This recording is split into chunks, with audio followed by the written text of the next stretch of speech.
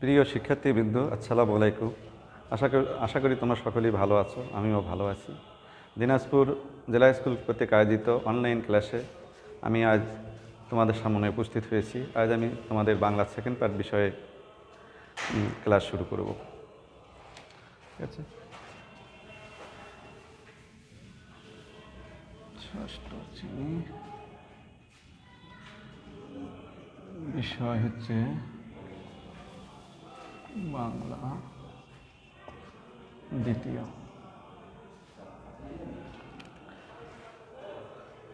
দিনাজপুর জেলা স্কুল কর্তৃক আয়োজিত অনলাইন ক্লাসে তোমাদেরকে সুস্বাগতম।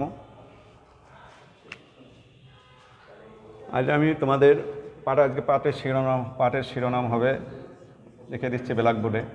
পাঠের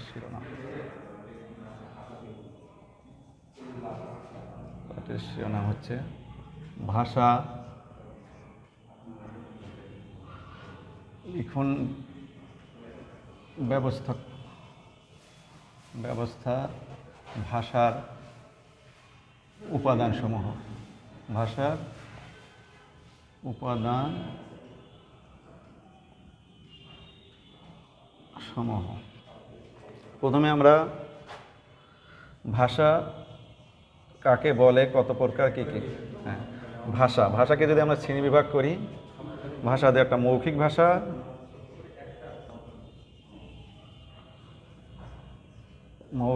ভাষা, আর 2 নম্বর হচ্ছে লিখিত ভাষা। লিখন ব্যবস্থা ঠিক তদরূপী। লিখন ব্যবস্থা প্রধানত 3 প্রকার। একটা হচ্ছে বর্ণভিত্তিক, 2 নম্বর হচ্ছে অক্ষরভিত্তিক, 3 নম্বর হচ্ছে ভাবাত্মক।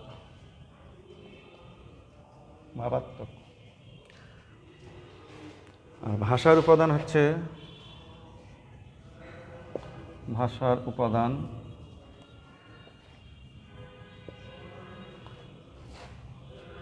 এক নম্বর হচ্ছে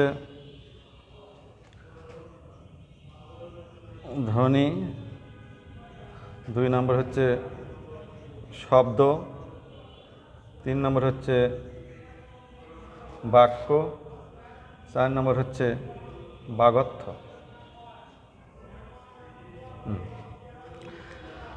তাহলে প্রথমে আমরা আসি, ভাষা কাকে বলে। মানুষের মুখ উচ্চারিত অর্থপূর্ণ শব্দগুলি হচ্ছে ভাষা।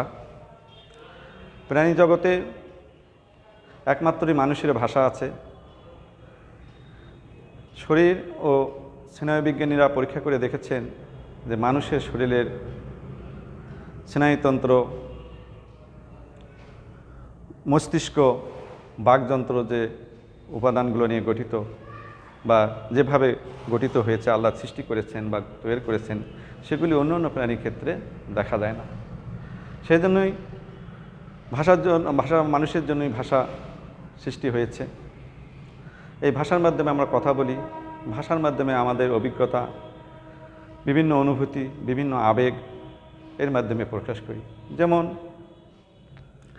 হিংসা, বিদ্বেষ, দুঃখ, কষ্ট, ক্রোধ, ভালোবাসা, বিদ্বেষ, এই যে সমস্ত শব্দগুলো আছে আমরা ভাষার মাধ্যমে প্রকাশ করি। ভাষার মাধ্যমে আমরা কী করি? ভাষার মাধ্যমে তর্ক বিতর্ক করি, ভাষার মাধ্যমে বিতর্ক অনুষ্ঠান করি, ভাষার মাধ্যমে আমরা আমাদের মনের ভাবটাকে প্রকাশ করি, যেটা প্রাণীদের পক্ষে সম্ভব নয়। প্রাণীদের অবশ্য ভাষা আছে, ঠিক তার ওই রূপে না, সেটা অন্যভাবে নামকরণ করা আছে। তাহলে ভাষা হচ্ছে সাধারণত 2 প্রকার। একটা হচ্ছে মৌখিক ভাষা, আর একটা হচ্ছে, এখানে আমাদের চার্টে দেখো, ভাষাকে আমরা 2 ভাগে ভাগ করেছি। একটা মৌখিক ভাষা আর একটা লিখিত ভাষা। মৌখিক ভাষাটাকে আমরা ইংরেজিতে বলি ওরাল ল্যাঙ্গুয়েজ, আর লিখিত ভাষাকে আমরা বলি রিটেন ল্যাঙ্গুয়েজ। তাহলে ভাষা আমাদের 2 প্রকার, একটা হচ্ছে মৌখিক ভাষা আর একটা হচ্ছে লিখিত ভাষা। তা মৌখিক ভাষাটা কি? পৃথিবীর আদিতে কোনো ভাষার লেখার পদ্ধতি ছিল না, লেখনের পদ্ধতি ছিল না। মানুষ মুখ দিয়ে যে ভাষা, মুখের ভাষায় ব্যবহার করত, সেই ভাষাই অর্থাৎ মুখের ভাষাটাই ছিল মানুষের একমাত্র প্রকাশ মাধ্যম। বহু রাষ্ট্রের, বিশ্বের বহু বহু দেশেই এখনও মুখের ভাষায় প্রচলিত আছে। আমাদের দেশেও অনেক ক্ষুদ্র নিগোষ্ঠীর লোক আছে যারা মৌখিক ভাষায় ব্যবহার করে। তাদের ভাষাগুলো লিখিত আকারে প্রকাশ করার কোনো ব্যবস্থা নেই, যদিও কিছু কিছু ক্ষেত্রে আছে, কিন্তু অধিকাংশই নাই। এই সমস্ত তাদের ভাষাগুলো এই মুখেই প্রচলিত। তাহলে যে সমস্ত ভাষা আমরা মৌখিকভাবে ব্যবহার করি, অর্থাৎ যে সমস্ত ভাষার লেখার কোনো ব্যবস্থা নাই, সেটাই হচ্ছে মৌখিক ভাষা। তারপরে এখন আসি আমরা লিখিত ভাষাটা কি। লিখিত ভাষা, মৌখিক ভাষার মুখের ভাষার একটা সীমা বা লিখিত ভাষা, মুখের ভাষার একটা সীমাবদ্ধতা আছে। অর্থাৎ মুখে মানুষ যে ভাষাটা একবার ব্যবহার করে, তা মারা গেলে তারপরে আর সে ভাষার কোনো অস্তিত্ব খুঁজে পাওয়া যায় না। এ কারণেই একজন ব্যক্তির, একটা স্বনামধন্য ব্যক্তির বা একজন পরোপকারী ব্যক্তি বা একজন মহৎ ব্যক্তির যে তাদের যে অভিজ্ঞতা, তাদের যে চিন্তা চেতনা, তিনি মারা যাওয়ার পর আর সেগুলি আমরা তার অস্তিত্ব খুঁজে পাই না, বা তার সঙ্গে আর পরিচয় হওয়ার কোনো আমাদের সুযোগ থাকে না। এটা বিরাট একটা সমস্যার কথা। কেননা আমরা মনীষীদের কথা শুনবো, তাদের কথা পরবর্তীতে জন্য আমরা প্রচার করতে পারি, বা পরে শুনে আমরা তাদের প্রতি তাদের অনুসরণ করে আমাদের জীবন ব্যবস্থা গড়ে তুলতে পারি, এটা থেকে আমরা বঞ্চিত হই। তখন কি বলবো, তখন আর এই সুযোগটা থাকে না যদি তার লেখার ব্যবস্থা না থাকে বা একটা স্থায়ী রূপ না ধারণ করে। মানুষ বারবার চেষ্টা করেছে তার ভাষাকে সংরক্ষণ করে রাখার জন্য বা ধরে রাখার জন্য, যেন মানুষ তার মৃত্যুর পরেও কী করে তার ভাষাকে ধরে রাখতে পারে, পরবর্তী প্রজন্মের কাছে যেন তার কথাগুলো পৌঁছে দিতে পারে। এর উপরে ভিত্তি করেই তখন মানুষ কী করলো, লিখন ব্যবস্থার চেষ্টা করলো, অর্থাৎ তার যে কোনো কথাবার্তা যেন লেখার মাধ্যমে স্থায়ী রূপ পায়। যেমন কোরআন শরীফের ভাষাগুলো প্রথমে ওরালি ছিল, অর্থাৎ মৌখিকভাবে ছিল, পরবর্তীতে বই আকারে বা কোরআন শরীফ আকারে সংরক্ষণ করা হয়। তাহলে লিখন ব্যবস্থা, তাহলে কত প্রকার এই লিখন ব্যবস্থা বা লেখার ব্যবস্থাকে আমরা কয় ভাগে ভাগ করতে পারি? লেখার ব্যবস্থাকে আমরা 3 ভাগে ভাগ করতে পারি। একটা হচ্ছে বর্ণভিত্তিক, একটা হচ্ছে অক্ষরভিত্তিক, একটা হচ্ছে ভাবাত্মক লিখন রীতি বা ভাবাত্মক ব্যবস্থা, ভাবাত্মক লেখন ব্যবস্থা। এখন আমরা আসি যে বর্ণভিত্তিক লিখন ব্যবস্থাটা কি। বিশ্বের বিভিন্ন দেশে বিভিন্ন বর্ণ আছে এবং সেই সমস্ত দেশের লিখন ব্যবস্থা হচ্ছে বর্ণভিত্তিক লেখন ব্যবস্থা। যেমন বাংলা, ইংরেজি, হিন্দি, তামিল, এই সমস্ত ভাষা, এই সমস্ত বর্ণর মাধ্যমেই সেই দেশের লিখন ব্যবস্থা বর্ণভিত্তিক হয়েছে। তারপর আসা যাক অক্ষরভিত্তিক লেখন ব্যবস্থা। অক্ষর অর্থ বলতে আমরা বুঝি কথার অংশ, কথার একটা অংশ। যে সমস্ত লিখন ব্যবস্থা, লিখন পদ্ধতির উপর ব্যবস্থিত অক্ষরভিত্তিক, অর্থাৎ অক্ষরের ভিত্তিতে লিখন ব্যবস্থা গড়ে উঠেছে, সেই সব লিখন ব্যবস্থাকে আমরা বলবো অক্ষরভিত্তিক লিখন ব্যবস্থা। যেমন জাপানিদের লিখন ব্যবস্থা হচ্ছে অক্ষরভিত্তিক। এরপরে আমরা আসি ভাবাত্মক লিখন ব্যবস্থা বা ভাবাত্মক লিখন রীতিটা কি। বিশ্বের অনেক দেশ আছে যেখানে ভাষার ব্যবহারের জন্য বর্ণ বা অক্ষরের কোনো ব্যবহার হয় না। সে দেশের লেখন ব্যবস্থা একটা অন্যভাবে চালানো হয়েছে। অনেক সময় তারা কি করে, ছবি আঁকেন, ছবি এঁকে তাদের মনের ভাবটা প্রকাশ করেন, অর্থাৎ তাদের একটা ছবিভিত্তিক আর কি তাদের লেখন ব্যবস্থাটা। যেমন এই সমস্ত অর্থাৎ যে দেশ, সে দেশের লেখন ব্যবস্থাটা যেমন এতে বলা যায় এটা হচ্ছে জাপানি না, জাপানি ঠিক না, এটা চীনা। আর চীনা লিখন পদ্ধতিটা হচ্ছে ভাবাত্মক ভিত্তিক লিখন রীতি। চীনা কোরীয় লিখন পদ্ধতি হচ্ছে ভাবাত্মক লিখন পদ্ধতি। এখন আমরা আসি ভাষার উপাদানগুলো নিয়ে আলোচনা করব, বা ভাষার উপাদানগুলো নিয়ে আমরা এখন আলোচনা করব। ভাষার উপাদান সাধারণত 4টি। যেমন 1 নম্বর হচ্ছে ধ্বনি, 2 নম্বর হচ্ছে শব্দ, 3 নম্বর হচ্ছে বাক্য, 4 নম্বর হচ্ছে বাগার্থ। ধ্বনি কি? ধ্বনিটা বাতাসে আঘাতের ফলে ধ্বনির সৃষ্টি হয়। সব ধ্বনি ধ্বনি নয়, ভাষার ধ্বনি নয়। ভাষার ধ্বনি বলতে আমরা বুঝব বাকযন্ত্রের সাহায্যে অর্থপূর্ণ উচ্চারিত ধ্বনি হচ্ছে ভাষার ধ্বনি। ভাষার ধ্বনির একটির স্থলে আরেকটি বল দিয়ে দিলে তখন ভাষার ধ্বনির শব্দের পার্থক্য সৃষ্টি হয়। যেমন ধরো,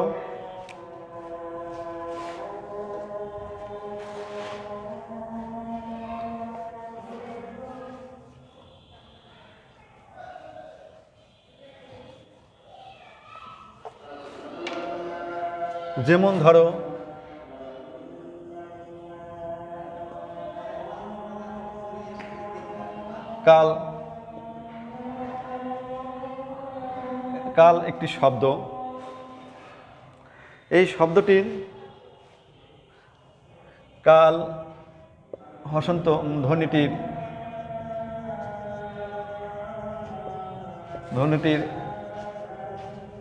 স্থলে যদি আমরা খ হসন্ত, গ হসন্ত, ম হসন্ত, ল হসন্ত ধ্বনি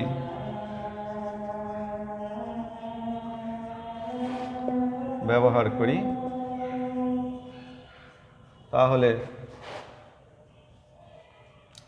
তাহলে খাল, গাল, মাল, লাল, শাল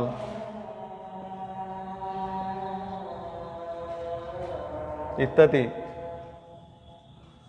শব্দের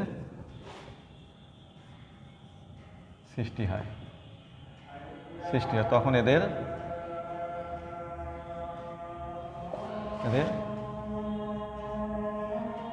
অর্থের বদল, অর্থের বদল হয়। কাল। এখন এটা গেল হচ্ছে ধ্বনির আলোচনা। এরপরে আসি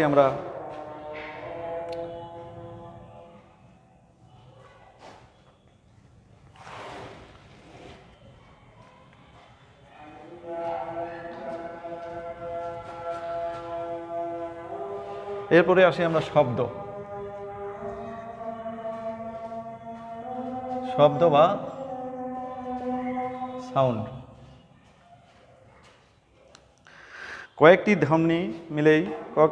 ধ্বনি মিলেই শব্দের সৃষ্টি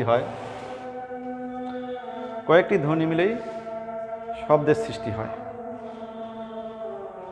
যেমন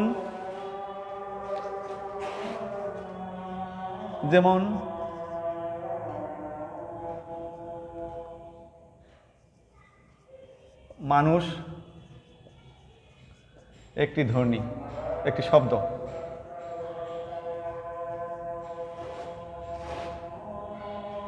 এতে 5টি ধ্বনি আছে। ম হসন্ত, আ, ন হসন্ত,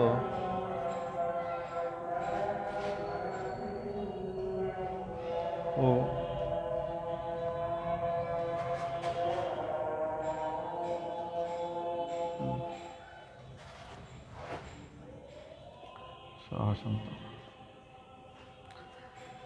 এই উদাহরণটি দেখো, এই উদাহরণটিতে শেষের ধ্বনিটি বোঝাতে, এই উদাহরণ শেষের ধ্বনিটি বোঝাতে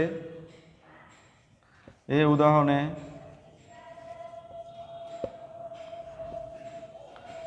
শেষের ধ্বনিটি বোঝাতে স লেখে প্রথম বন্ধনীর মধ্যে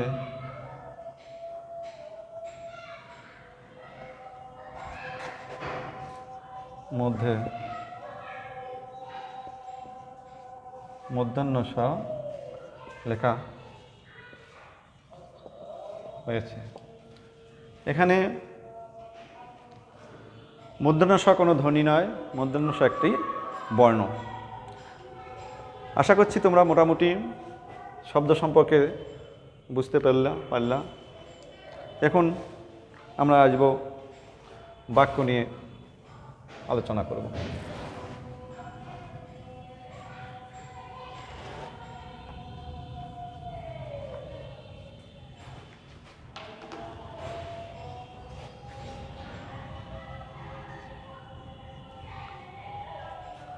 বাক্য সাধারণত বলতে আমরা বুঝি কথা বা বাচনকে।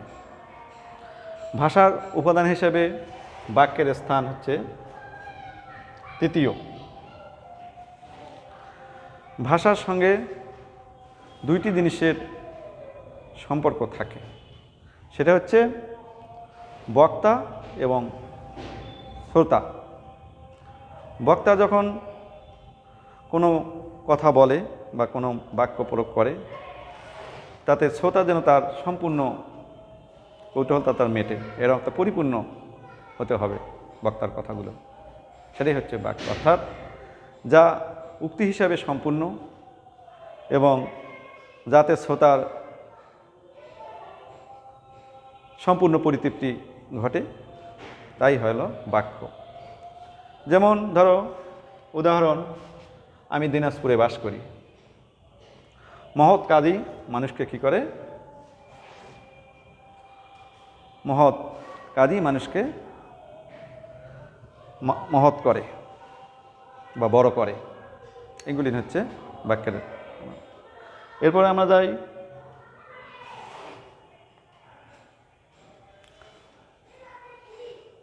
ভাষার 4 নম্বর উপাদান হচ্ছে বাগর্থ। অভিধানে শব্দের অর্থ থাকে, সেই শব্দ বিভিন্ন পরিবেশ পরিস্থিতির খাতিরে তার শব্দের অর্থ পার্থক্য হতে পারে। ঠিক একই কথা, সেটা হচ্ছে বাক্যের ক্ষেত্রেও শব্দের পরিবর্তন হয়। যেমন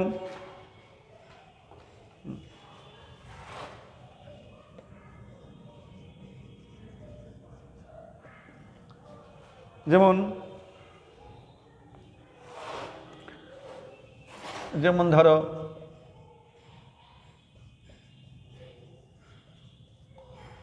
পোড়া একটি শব্দ। পোড়া একটি শব্দ। এখানে পোড়া কথাটার অর্থ হচ্ছে আগুনে পুড়ে দেওয়া বা দগ্ধ হওয়া। কিন্তু এই শব্দটি যদি আমরা বাক্যে ব্যবহার করে বলি বা লিখি যে আমার মন পুড়ছে, তখন এই শব্দটির অর্থ আর পোড়া থাকলো না, এর অর্থ পাল্টে গেল বা এর অর্থ পরিবর্তন হলো। এই যে বাগর্থ বলতে আমরা বুঝি ভাষার শব্দ ও বাক্যের অর্থের আলোচনাই হচ্ছে বাগর্থ।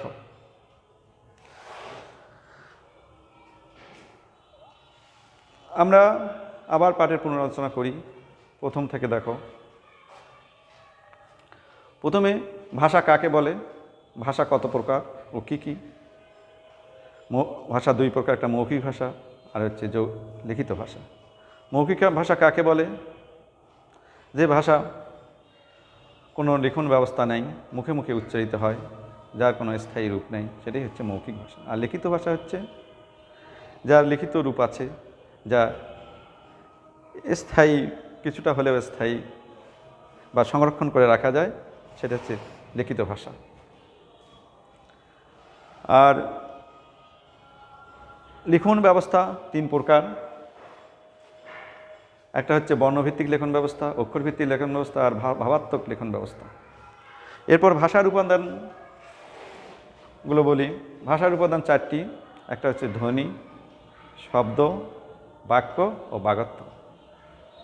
তাই মোটামুটি আমাদের ভাষা সম্পর্কে কিছুটা ধারণা হলো।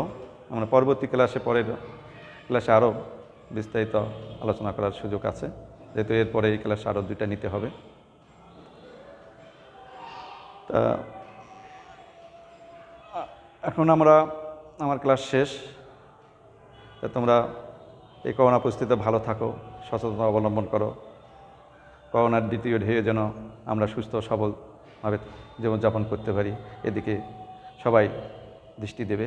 এই বলে আমার ক্লাস এখানেই শেষ করছি।